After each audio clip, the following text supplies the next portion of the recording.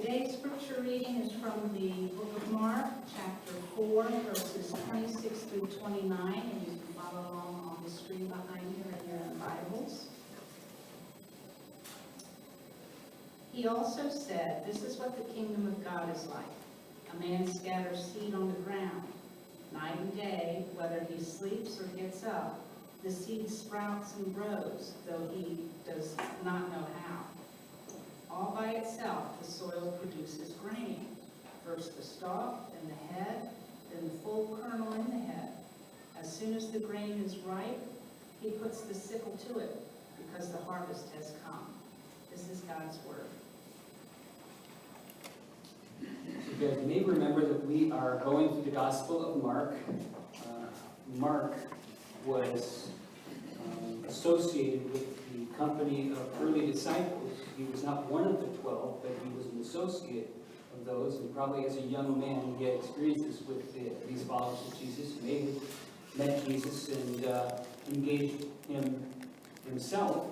We know also that he was the one through whom the Apostle Peter shared and put down his memoirs. So when you read the Gospel of Mark, you're reading largely Peter's memoirs. Not his memoirs so much to speak, but his memories of Jesus and what he had shared together with Jesus. And so it's important to remember that as you read this. Now, when you reach this section of this Gospel, this writing of good news, the good news of Jesus, where we currently find ourselves, we find Mark in a section where he's wanting to give a sampling of Jesus' teaching. Now, what's interesting is, and I'm just reminding you, we have seen that Mark's writing is one of action. He was very interested in the things that Jesus did, and he's constantly using words that we translate as immediately, or straightway, or right away, and he moved from one activity to another. It's a very busy book. It's almost a breathless feeling book in that regard. But Mark never takes much time at all to talk so much about the things that Jesus said and the actual teachings that Jesus gave, except for in this section here. He actually takes time to write for us 4 of the parables that Jesus spoke. And while he's doing that, he mixes in a few of Jesus' sayings that are kind of enigmatic sayings, but he strings them in there as well. Now, you might remember the 2 parables that are the 2 of the 4 parables that we've already seen in this section. One of them was the parable of the sower, or the seed in the soil, which was a parable that Jesus taught that really emphasized the importance of the soil of your life, the soil of your heart, as the kingdom of God is brought to you and presented to you, and you were invited by Jesus into this kingdom. How do you respond to what he has to say, what he has to offer, and to the way he challenges you? That's the emphasis of that parable. We looked at that. And then we looked also last week at the parable of the lamp, which is a great parable, which really emphasizes the power of the light. The light representing Jesus and the kingdom as he has come to offer it and to share it, and how that light illumines, and the purpose of the light. Now this week, we look at the 3rd of the 4 parables that Mark has recorded for us in this session. And this is not as well known a parable as are some of the other ones that Jesus taught. This week we look at the parable of the growing seed. Now you might not know that this parable is recorded only for us by Mark. You don't find this parable in the other Gospels. A lot of the parables you find in more than one of the Gospels. This one, you only know about it because Mark penned it for us. That may be one of the reasons why it is a lesser discussed, lesser known parable.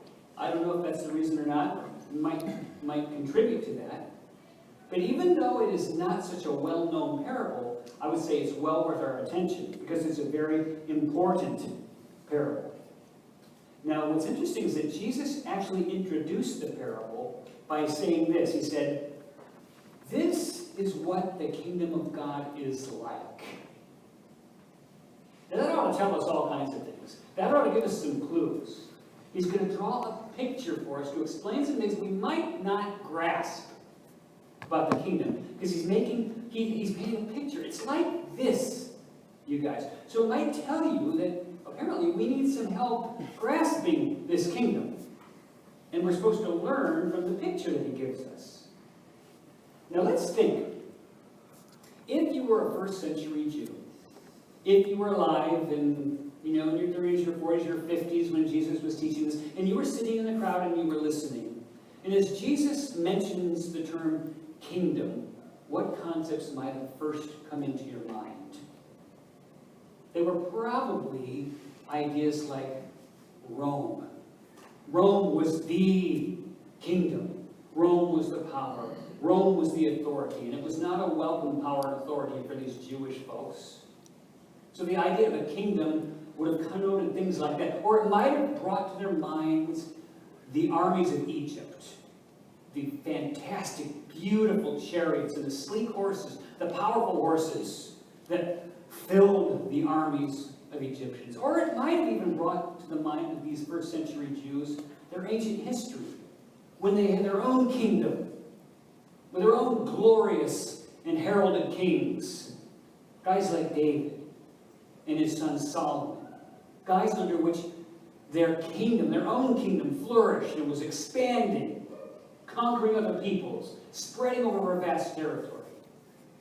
These are the ideas that probably would have come to their minds. One way or the other, they would have certainly thought of things like the exercise of military power. They would have thought of dominating authority. They would have thought of overwhelming force. They would have thought of empire being expanded and the domineering of other peoples, the subjugating of them. These were the ideas that probably would have come into their minds when they heard the word kingdom. So how in the world, then, could these folks have possibly grasped the kind of a kingdom that Jesus was describing? And he resorted to word pictures, to parables. Because this kingdom, the one being presented by Jesus, didn't look anything like those conceptions in their minds. He came preaching a kingdom wherein those who serve are the great ones. He came preaching a kingdom and inviting people into a kingdom wherein it's the meek who inherit the earth, not the bold and the brash, those who exert power and authority. So all of this is counterintuitive. And so he says, the kingdom of God is like this. And he goes on to give them a picture. And with this kingdom, the one Jesus is sharing, there weren't going to be any conquests. There weren't going to be any military maneuvers or amassing of troops or stockpiling of weapons and drillings of soldiers. It wouldn't happen with this kingdom. Instead, and I don't want you to miss this kingdom of God that Jesus had come to bring was compared to a tiny seed. Oh, how impressive. Oh, that's overwhelming. A tiny seed that is thrown into the ground. And that tiny seed dropped into the earth by a farmer sprouts how all by itself. Growing in unobservable, in quiet ways. No help from weapons and warriors, generals, ingenious battle plans. Listen to it again in this context. He also said, this is what the kingdom of God is like. A man scatters seed on the ground. Night and day, whether he sleeps or gets up, the seed sprouts and grows, though he doesn't know how. All by itself, the soil produces grain. First the stalk, then the head, then the full kernel in the head. And as soon as the grain is ripe, he puts the sickle to it because the harvest is come. By now, it should be clear to us that Jesus was partial to agricultural metaphor. He used it a lot, and it makes perfect sense because such a high percentage of the people that he spoke to were subsistence farmers. It's what they did. So they understood these agricultural concepts. And it just struck me this week, aren't you glad that Jesus used agricultural metaphors and he didn't use like smoke bellowing manufacturing plants and assembly lines and automated machines slapping parts on the thing as it goes down the conveyor belt. The agricultural metaphors are beautiful, and they are inviting, and they are helpful. I don't like the mechanized ones. Now, there are a couple of lessons that are kind of obvious and important to be grasped from this lesser-known parable, the parable of the growing seed. I want to start with this one. Here's the first point that I want to offer to you.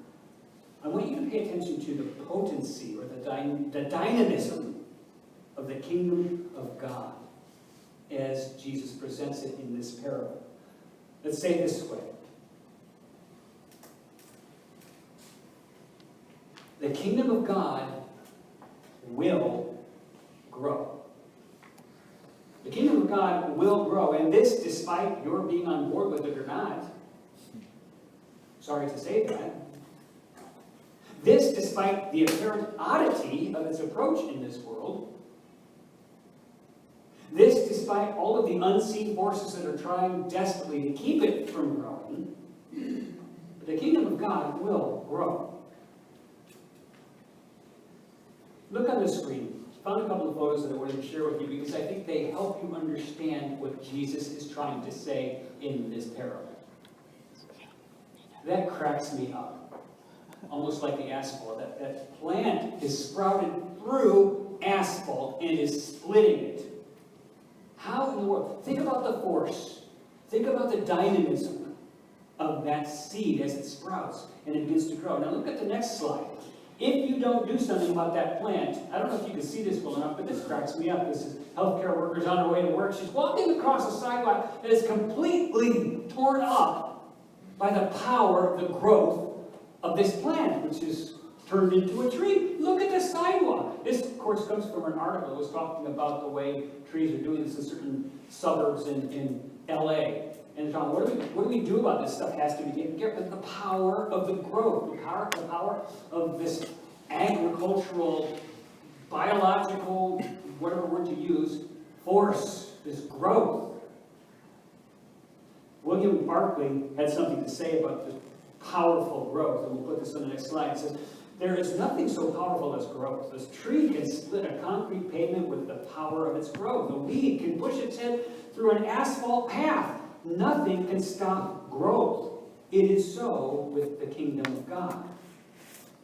In spite of man's rebellion, man's disobedience, God's work goes on, and nothing in the end can stop the purposes of God. Now, what's interesting to me about this parable is where Jesus places the emphasis and where he does not place the emphasis. Jesus places the emphasis on the dynamism of the seed itself, which he says the kingdom of God is like this seed. The kingdom of God is like this seed. The emphasis is on the power of the seed. Now, just for fun, I put this up here just because it interests me, and hopefully if it interests me, you might find it somewhat interesting. I like to do my own translations most of the time just because sometimes I see something that I wouldn't have if I didn't do it myself. Okay? So, this is the phrase. You see the Greek phrase with the English really rough literal translation right above it. Now, the first phrase, kai hasporas blasta kai mekunetai. And literally, it's translated as, and the seed sprouts and grows. And then the next phrase is, hos ukoiden apos. How? Not he knows himself. Now, what does that tell you about human beings in this process? Very important point. I love this. Jesus is stressing human ignorance about how God does what he does.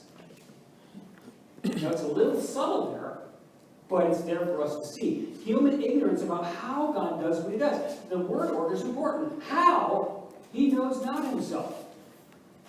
As the farmer does this, the seed does what it will do. He doesn't even get it. He doesn't see how.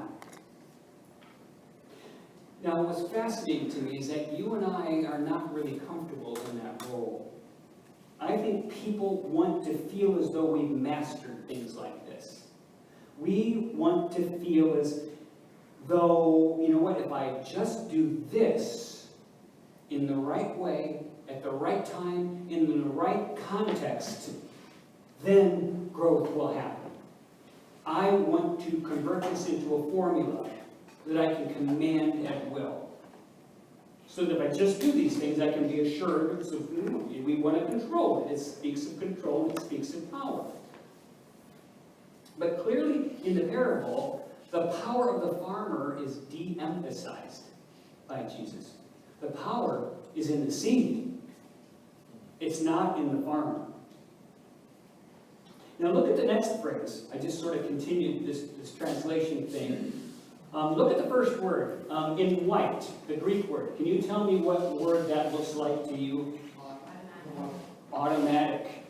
Automatic. It's cool. That's where it comes from, this Greek word. Automate, hege, karpophore. By itself, thus the word automatic or automated, by itself the ground bears fruit, or the seed in the ground. It's the seed that has the agency. It's the seed that does what it does, no thanks to the farmer. That's why Jesus said in the parable, whether he goes to sleep, whether he gets up, the seed does what it does, even though he doesn't understand how. Now, let me provide an application for you. I'm going to suggest this application. We'll put this on the screen so you can see it, hopefully remember it. You and I want to latch onto human kingdom-building techniques and methods and employ them in the work of God's kingdom. It's like we kind of figure that the kingdom of God needs the help of human powers and human ingenuity. And what often results is something that has some of the external look of God being at work, but which lacks the true internal character of God's work. And I think we do this largely because we like to be associated with things that have the appearance of dynamism. We like to be associated with things that have the appearance of energy and enthusiasm, popularity.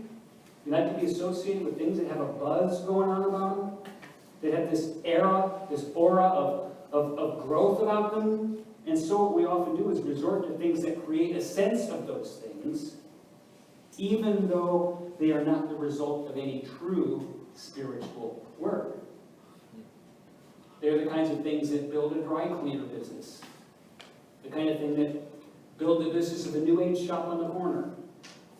They're the kinds of things that can build and make anything grow.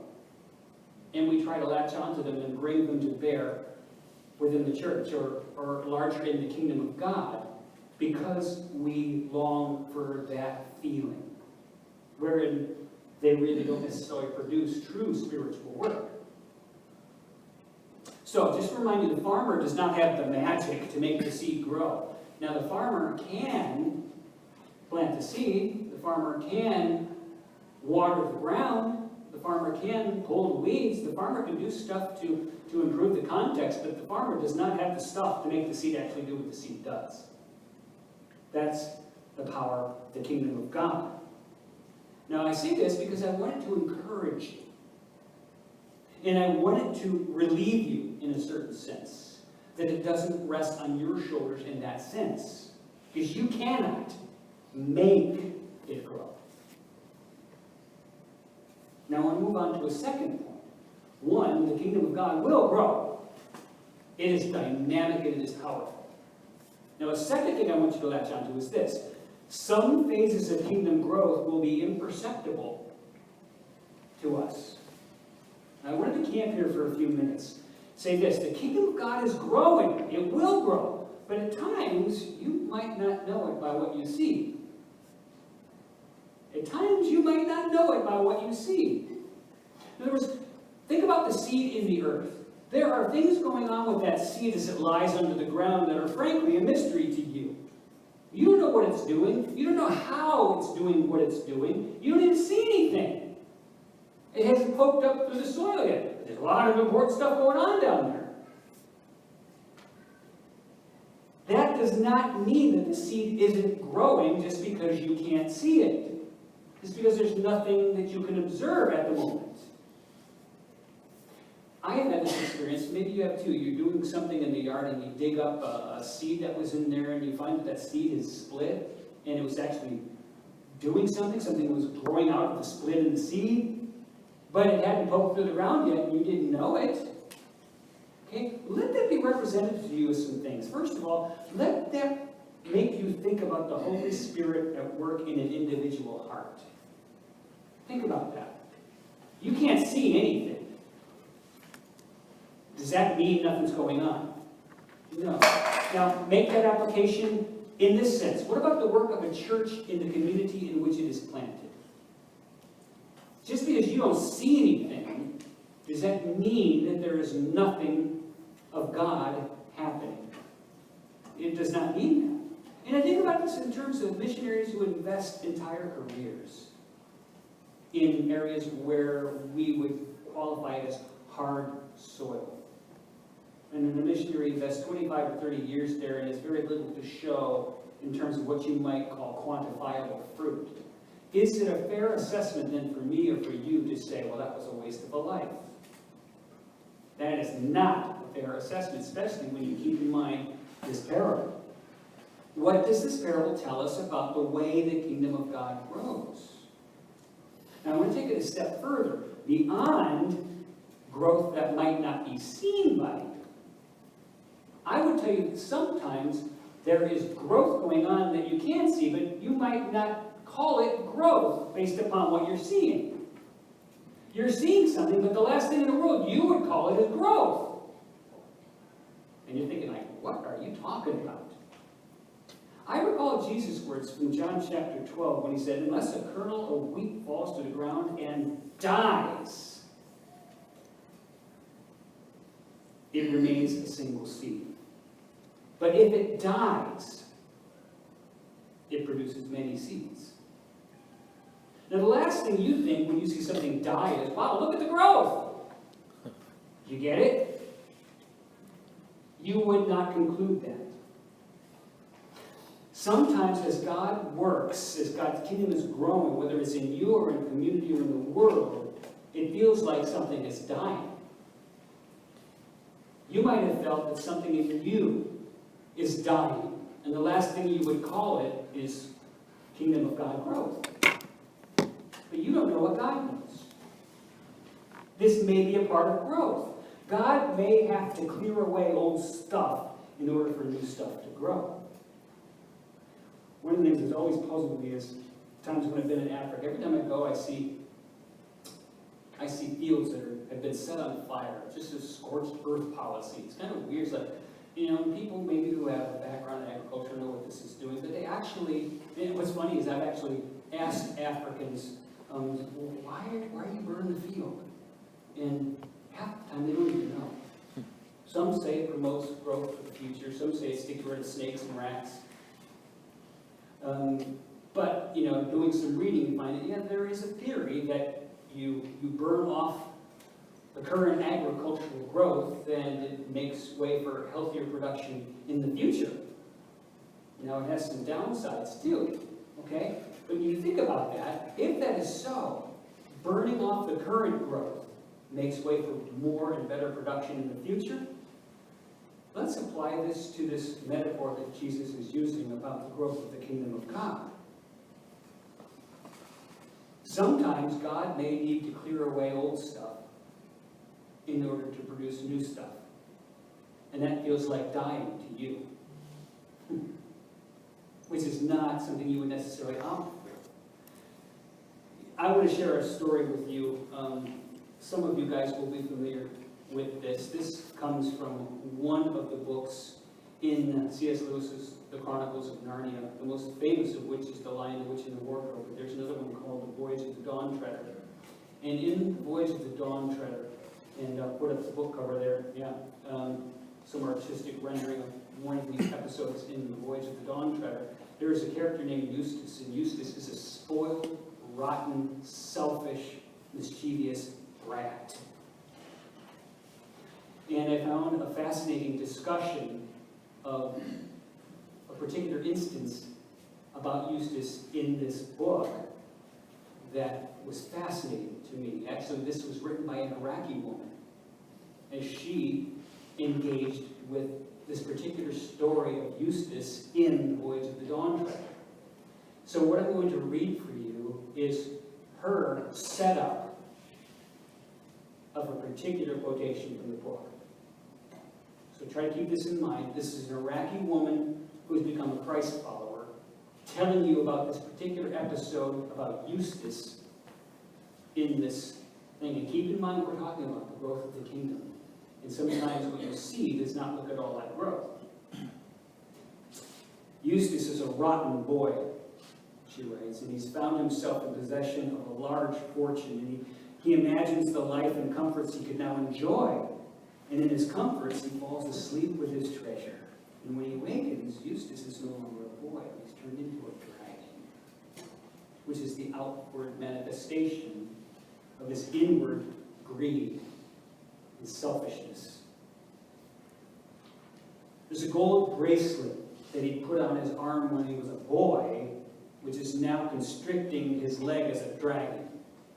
And the pain is piercing. And even worse, the physical pain mingles with the pain of realizing that he's now cut off from humanity. He's isolated and alone as a dragon. He begins to weep large, hot dragon tears. Then, in mercy and compassion, Aslan arrives. And Aslan, of course, is a picture of Jesus Christ, the Lion of the tribe of Judah. He personifies Christ. He's the Christ presence in the Chronicles of Narnia. Aslan arrives in mercy and compassion, and Aslan leads the undragoned Eustace to a garden on top of a mountain, and then to a well at the very center of that garden. Eustace looks into the well, and he knows that if he can just get into the water, the pain in his leg will be soothed. But Aslan says, you'll have to be undressed first. After a moment of confusion, Eustace remembers that he's a dragon, and that dragons have skins like snakes, which could be shed. So with his new dragon claws, he begins to tear away at his dragon skin, and he peels off a layer, only to discover yet another nasty, scaly, and rougher layer underneath. And then another, and then another. And after peeling away several layers, Eustace realizes that this is in vain. He will never make himself clean. He'll never get rid of his pain. He'll never shed the nastiness of his skin. Aslan the lion says, you will have to let me undress you. So desperate is Eustace that even in his fear of Aslan's claws, it's not enough to stop him from lying passively flat on his back and laying there anxiously on the ground. Here's what Eustace felt. Now here's the actual quote from the book. The very first tear he made was so deep that I thought it had gone right into my heart. And when he began pulling off the skin, it hurt worse than anything I had ever felt. The only thing that made me able to bear it was the pleasure of feeling the stuff peel off. Well, he peeled the beastly stuff right off, just as I thought I'd done it myself the other 3 times, only they had it hurt. And there it was, lying on the grass, only ever so much thicker and darker and more knobbly looking than the others had been. And there was I, as smooth and soft as a fuel switch, and smaller than I'd been. Then Aslan caught hold of me. I didn't like that much, for I was very tender underneath now that the skin was torn off, and he threw me into the water. And it smarted like anything, but only for a moment. After that, it became perfectly delicious. And as soon as I started swimming and splashing, I found that all the pain had gone from my arm. And then I saw why. I turned into a boy again. After a bit, the lion took me out and dressed me in new clothes. What is the metaphor? The metaphor is the growth of the kingdom of God, particularly as it pertains to you. Well, what about the community? What about the world? And in order for growth to occur, sometimes you will witness what doesn't look like growth at all. It looks like destruction. It looks like the raising of the earth.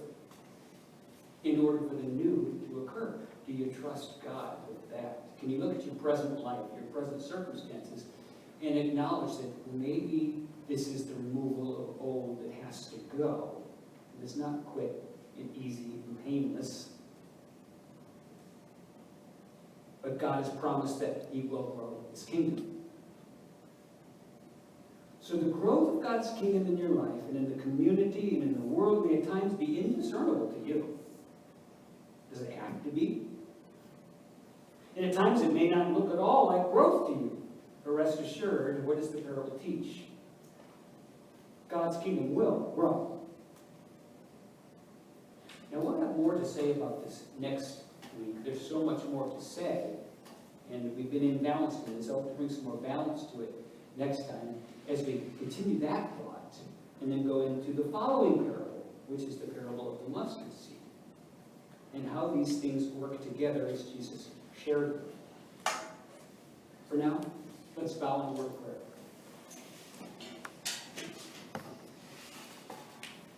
Great and wise God, loving God, we have remembered you in specific ways this morning. We have sung to you. In such singing, we've extolled your greatness.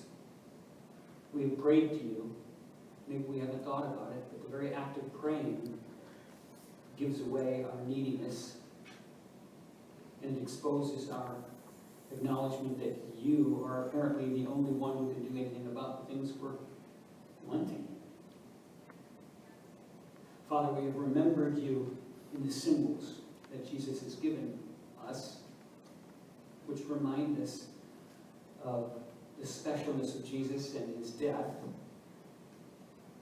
how loved we are,